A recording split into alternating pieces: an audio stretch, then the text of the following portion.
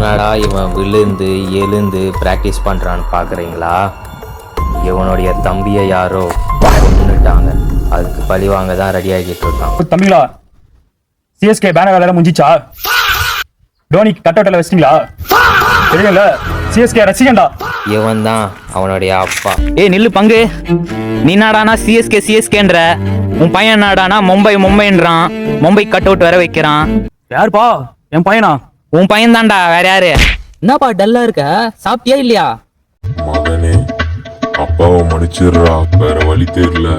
சாப்பிட்டோம்ப்பா, நீ சாப்பிடு. என்னப்பா பையன் மேல கோவமா லேட்டா வந்தனே? கோச்சுக்காதப்பா, சிஎஸ்கேக்கு பேனர் கட்டுற வேலை முடிச்சுட்டு வரேன்ப்பா. சிஎஸ்கே கட்டுற பேனரு நான் கட்டுறேன். வாடா உனக்கு பேனரு.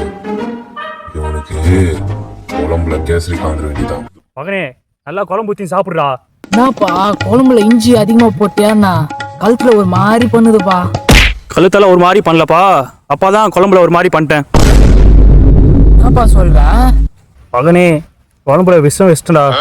25 வருஷமா சிஎஸ்கே ஃபேனு சொல்லிட்டு அப்பாவை ஏமாத்திட்டியா மகனே? யோ, என் வாழ்நாள் லட்சியமே என் தம்பியை சாவச்சவனை கண்டுபிடிக்கிறது தான்யா.